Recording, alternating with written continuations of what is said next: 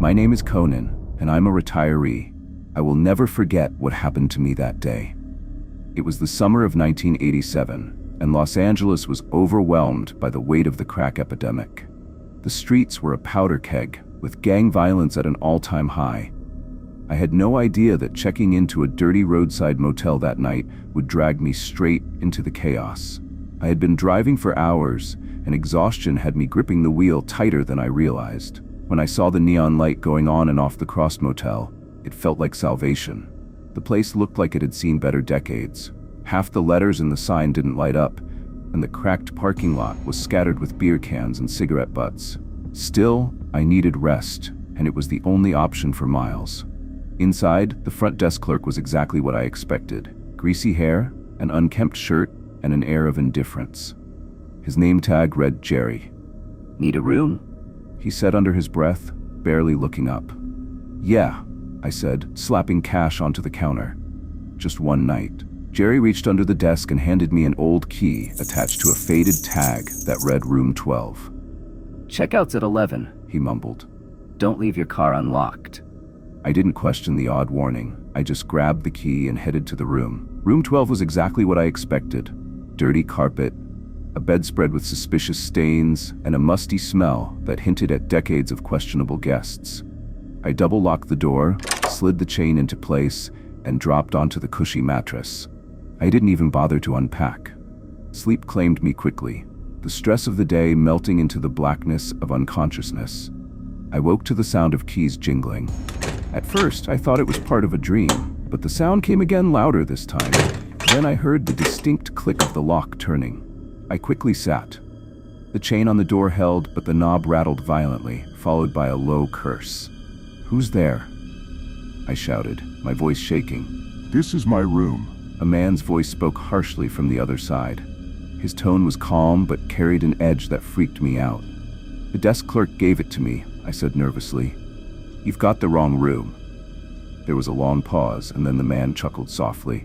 "I don't think so." My heart beating heavily as his words hung in the air. The door rattled again, but after a moment, the footsteps retreated down the hallway. I stayed frozen in place, holding the lamp from the nightstand like a weapon. I tried calling the front desk, but the line just rang and rang. I had no choice but to sit in the dark, wide awake, listening for any sound.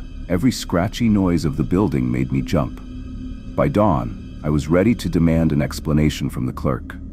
Jerry was leaning against the counter, smoking a cigarette, when I stormed into the lobby.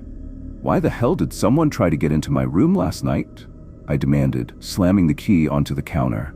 Jerry frowned, his expression darkening. "What room were you in?" "Room 12, I snapped. His face went pale, and he smashed out his cigarette in a panic. "Room 12? He said under his breath. "Shit." "What's going on?" I asked, the uncomfortable feeling in my stomach growing. Jerry hesitated, looking around like he was checking for eavesdroppers. "That room wasn't supposed to be rented," he said quietly. "The guy who usually stays there, he's not someone you want to piss off." "What are you talking about?" I demanded. "Who's this guy?" Before Jerry could answer, the sound of screeching tires filled the parking lot. We both turned toward the window as a convoy of black SUVs sped in, their red and blue lights flashing. "What the hell?" I said under my breath. Jerry's face turned ashen. "Oh no," he whispered. "They're here." The lobby door burst open, and a dozen FBI agents stormed in, their weapons drawn. "FBI, everyone stay where you are," one of them shouted. I raised my hands instinctively, my pulse racing. Jerry looked like he was about to faint. "Which one of you is in room 12? The lead agent demanded, his eyes scanning the room. Before I could explain, Jerry pointed at me. "He's in 12. The agent's gaze snapped to me, his expression sharp. "Get on the ground now." "What? No," I stammered, taking a step back. "I didn't." "Get down," the agent barked, and suddenly I had 3 rifles trained on me. My legs gave out, and I dropped to the floor, my heart beating in my chest. They cuffed me and pushed me outside, where the chaos was in full swing. Agents swarmed the motel, kicking down doors and dragging out anyone they found inside. I was shoved into the back of an unmarked SUV, my protests falling on deaf ears. "This is a mistake," I shouted. "I don't even know what's going on." "Yeah, that's what they all say," one of the agents said under his breath. I sat there, helpless, as the FBI zeroed in on room 12. They surrounded the door, weapons raised, barking orders for whoever was inside to come out. For a moment, there was silence. Then, a single gunshot rang out, followed by shouts and the sound of glass shattering. Minutes later, they dragged a man out in handcuffs. He was tall and muscular, with tattoos covering his neck and arms. Blood trickled from a cut above his eye, but his expression was calm, almost nonchalant. It was clear he was the kind of man who didn't get scared. It didn't take long for me to realize who he was. Miguel El Toro Santos. The name was infamous in LA at the time. Santos was one of the most dangerous gang leaders in the city, the head of a cartel that had turned entire neighborhoods into battlegrounds. He was wanted on dozens of charges, including drug trafficking, murder, and racketeering. And thanks to Jerry's mix-up, I had spent the night in his room. The agents questioned me for hours, their suspicion evident in every question. They didn't believe my story at first, that I was just an unlucky traveler who had been given the wrong room. To them, I looked like someone who had been helping Santos hide out. "You're telling me you stayed in room 12 all night and didn't notice anything?" one agent asked, his tone sharp. "I was asleep," I insisted. "I didn't even unpack my bag. I didn't know who he was." They kept pressing me, asking if I had seen anyone, if I had touched anything. It wasn't until they searched my car and found nothing that they finally started to believe me. "You're lucky to be alive," one agent said as he uncuffed me. "If Santos thought you were a threat, you'd be dead." The motel was shut down after the raid in '87. Santos was convicted on multiple charges and sentenced to life in prison. As for me, I left Los Angeles for Baltimore, where I'm currently telling the story, as soon as the agents let me go. I couldn't delete the image of Santos's cold, calculating eyes as they dragged him away. He had looked at me like he was memorizing my face, and the thought of him remembering me really freaked me out. Even now, decades later, I can't step into a motel without feeling a level of unease. Because sometimes the wrong room isn't just a mistake, it's a death sentence waiting to happen. My name is Rob, and this happened to me in 2019. It was supposed to be a simple stopover. I was on my way to visit family 2 states away, and after 8 hours on the road, I was desperate for a place to sleep. A motel was the first place I saw. It wasn't much, just a rundown building off the highway with a faded sign and a few blinking lights. But it was cheap, and I figured one night wouldn't kill me. The front desk clerk, an elderly man who looked like he'd been working there since Kennedy, barely looked up as I checked in. His eyes were clouded, his movements slow, and he didn't say much beyond handing me the key to room 8. I had to repeat myself twice just to confirm the checkout time. The room was what you'd expect. Outdated furniture, a soft smell of mildew, and a creaky bed. But I didn't care. I locked the door, put my bag on the chair, and collapsed onto the bed. The stress of the day melted away as I flipped through the channels on the tiny TV, the soft sound of static filling the room. It wasn't until I stepped outside for a smoke that I noticed the mark. A small chalk drawing, a strange, jagged symbol, was scrawled on the pavement just outside my door. It looked like a mix between a triangle and a spiral, with no obvious meaning. I frowned, looking around. The parking lot was nearly empty, and the only light came from a blinking bulb near the office. At first, I thought it was nothing. Maybe some kid had drawn it earlier in the day. But as I walked back toward my room, I noticed something weird.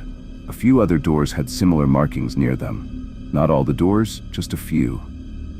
Room 5, room 12, room 15, and mine. The thought freaked me out, but I told myself it was probably some random graffiti. Nothing to worry about. I went back inside, locked the door, and tried to convince myself I was overreacting.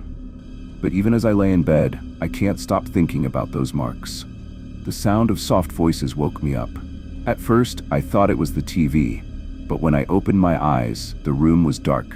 The screen, nothing but static. I froze, listening intently. The voices were outside, low and muffled, like someone was trying to have a conversation without being overheard.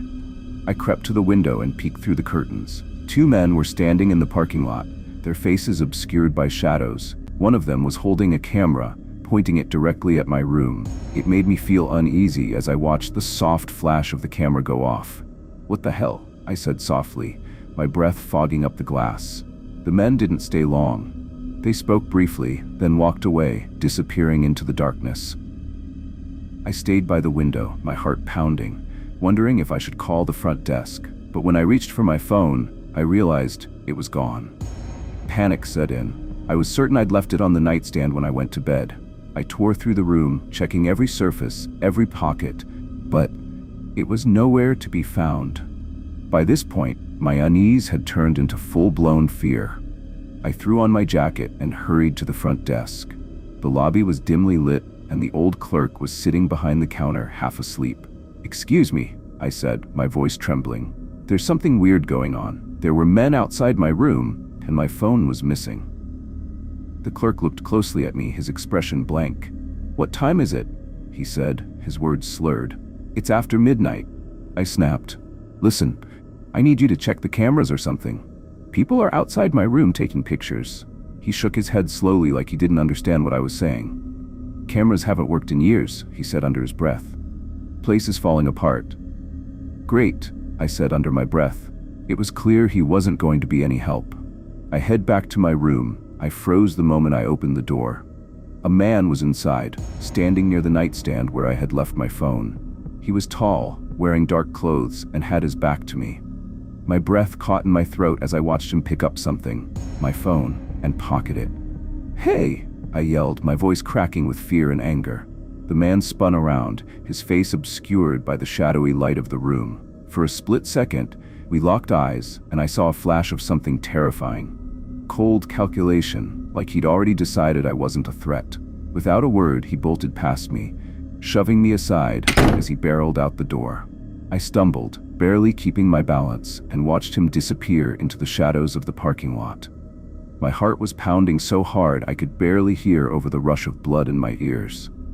I slammed the door shut, double locking it, and sliding the dresser in front of the door for good measure. My hands were shaking as I leaned against the wall, trying to catch my breath. Someone had been in my room. Someone who had taken my phone. Every shadow, every creak of the old building made me jump. I couldn't shake the image of the man's face, the way he had moved like he belonged there. From my window, I could see the other marked rooms. A soft light flickered in room 12, and shadows moved behind the curtains. Room 15's door creaked open slightly before quickly shutting again, as if someone was peeking out. It wasn't random. The markings, the man in my room, the missing phone, it was all connected. My mind raced with possibilities, each one worse than the last. Around 1 a.m., I couldn't take it anymore. I grabbed my bag and decided to leave. I didn't care about the money I'd spent on the room or how tired I was. Something was wrong with this place, and I wasn't going to stick around to find out what. The parking lot was eerily quiet as I loaded my bag into the car. My breath fogged in the cold night air, and I kept looking over my shoulder, half expecting to see someone watching me. As I pulled out of the lot, I noticed a dark car parked near the exit. Its headlights were off and the windows were tinted. I couldn't see who was inside, but I could feel their eyes on me. The car followed me onto the highway. At first, I thought it was a coincidence. Plenty of people used the same stretch of road, but no matter how many turns I took, the car stayed behind me, its headlights now on, but keeping a steady distance. My pulse raced as I pushed the gas pedal harder. The car matched my speed, closing the gap slightly. I took another turn, then another, but I couldn't shake them. It wasn't until I passed a gas station that I saw my chance. I veered into the lot, my tires screeching as I skidded to a stop near the pumps. The dark car slowed briefly, then sped past, disappearing into the night. I sat there for a long time, my hands gripping the wheel, my breath coming in short, panicked bursts. When I finally felt calm enough to move, I drove to the nearest diner and parked in the back, where I could see the entrance. I didn't leave until the sun came up. Later, I learned the truth. The motel was a front for a trafficking ring. The markings outside certain rooms were used to identify potential targets for an underground auction. The men I'd seen outside were scouting me, photographing my room to confirm I was still there. My phone had likely been taken to ensure I couldn't call for help. The motel was shut down a few months later after a sting operation uncovered the horrifying truth. Dozens of people had been taken from that place. I had been lucky. My paranoia and quick decision to leave may have saved my life. But even now, years later, I can't shake the feeling that I was being watched that night. Sometimes, when I'm alone in my car, I check the rearview mirror and half expect to see that dark car following me again. Because some marks aren't just random, they're warnings. My name is Rachel, and I didn't think much about stopping that night. The drive had been brutal, hours of highway stretching endlessly ahead of me. My 5-year-old son, Lucas, fast asleep in the back seat. When I saw the motel glowing dimly just off the exit, it felt like a sign. I told myself it didn't matter what it looked like. We just needed a place to rest. The motel wasn't much to look at. A single-story strip of rooms lined up like dominoes, each door a faded green. The parking lot was mostly empty except for a few scattered cars. Still, I was too tired to care. Inside the office, the man at the front desk barely acknowledged me. He looked up long enough to slide me a key labeled Room 11. His indifference didn't inspire much confidence, but I brushed it off. I just needed a bed. The room wasn't terrible, though it smelled faintly of bleach and stale cigarettes. Lucas stirred as I carried him in, but he didn't wake. I laid him on one of the 2 twin beds and pulled the blanket over him, marveling at how peaceful he looked. Even when life felt overwhelming, his little face always brought me back to center. The adjoining door to the next room caught my eye. It was bolted on my side, but I double-checked it anyway, pulling on the handle to ensure it was secure. The thought of anyone having access to my room, even indirectly, freaked me out. Satisfied, I grabbed my overnight bag and started unpacking. My toothbrush was still in the car, but I decided to wait a moment. I didn't like leaving Lucas alone, even for a second, but I told myself it would only take a minute. It was dark outside as I stepped into the parking lot, the air heavy and quiet. I fished my toothbrush out of the glove compartment and was about to head back when a voice called out. "Excuse me, ma'am?" I turned to see 2 men standing near the edge of the lot. Both were in their late 30s, dressed casually in jeans and jackets.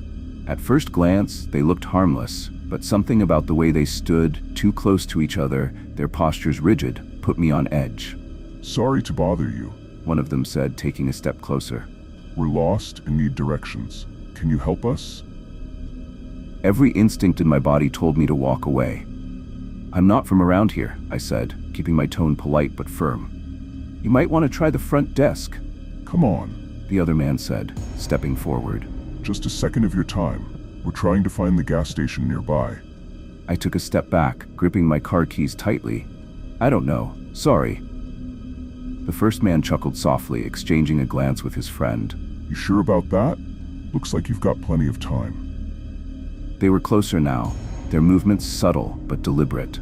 My heart started racing as I realized they were trying to corner me. I looked over my shoulder, calculating the distance to my room. "Excuse me," I said louder this time, hoping someone would hear me. "I need to get back to my son." That was enough to make them pause, but only for a moment. One of them looked toward room 11, and I saw something shift in his expression, an unsettling flicker of recognition. "You've got a kid in there?" He asked, his voice casual but dripping with something I couldn't place. That was it. I turned and bolted toward the room, my pulse thundering in my ears. I could hear them behind me, their footsteps quickening, but I reached the door first. My hands fumbled with the key, but I managed to unlock it and slam it shut. I slid the deadbolt into place and threw the chain across, my breath coming in shallow gasps. Lucas was still asleep, his small form curled up under the blanket. I leaned against the door, trying to steady myself, aching, and my chest felt tight. I told myself I was safe now, that the door would hold. Then I heard it. A low scraping sound, like metal on metal. It wasn't coming from my door. It was coming from the adjoining door. My stomach dropped as I stared at it, the small bolt suddenly feeling inadequate. The scraping continued, followed by muffled voices. I couldn't make out what they were saying, but the tone was clear. They were trying to break into the room next door. I grabbed Lucas and pulled him into my arms, holding him tight. My mind raced as I tried to figure out what to do. I thought about calling the police, but when I reached for my phone, it wasn't where I'd left it. My bag had been rifled through, the contents scattered. My phone was gone. Panic set in. I stared at the adjoining door, my eyes darting to the bolt that separated us from whoever was in the next room. It wouldn't hold if they really wanted to get through. The scraping stopped, and for a moment there was silence. Then a heavy knock echoed through the door. "Hey," a voice called out. "Open up. We just want to talk." I clutched Lucas tighter, my heart pounding so hard it felt like it would burst. I didn't respond, and after a moment, the knock came again, louder this time. "Don't make this difficult," the voice said, the calmness gone now. "You've got something we want." I didn't know what they were talking about. My mind was too clouded with fear to make sense of anything. All I could think about was keeping Lucas safe. Eventually, the voices faded. I stayed frozen in place for what felt like hours, too afraid to move. When the sun finally began to rise, I gathered my things as quietly as I could. Lucas woke up groggy and confused, but I told him we had to leave. I didn't want to scare him, so I kept my tone light, but my hands shook as I packed. I stepped outside cautiously, scanning the parking lot for any sign of the men. It was empty. I loaded Lucas into the car and drove straight to the front desk. The clerk was sitting behind the counter sipping a cup of coffee. He looked up as I approached, his expression as vacant as it had been the night before. "I need to report something," I said, my voice trembling. "Two men tried to break into the room next to mine last night. They cornered me in the parking lot." The clerk shrugged. "These things happen sometimes." "What?" I stared at him in disbelief. "Why didn't you call the police?" He shook his head, setting down his coffee. "Calling the cops scares off customers. Management doesn't like it." I felt a surge of anger. "So you just let this happen? People could get hurt." The clerk didn't seem fazed. "Look, lady, if you don't like it, maybe stay somewhere nicer next time." I opened my mouth to respond, but realized it was pointless. Grabbing my things, I stormed out to the car. I drove away from the motel as fast as I could, the anger and fear swirling in my chest. Later, I learned the truth. The motel had a reputation as a haven for criminals. The adjoining doors were often used to scope out targets, and the staff turned a blind eye to keep business steady. I had narrowly escaped something far worse, but the thought of how close I'd come still keeps me awake at night. Even now, years later, I double-check every lock and bolt before I sleep. And I'll never stay in a motel again.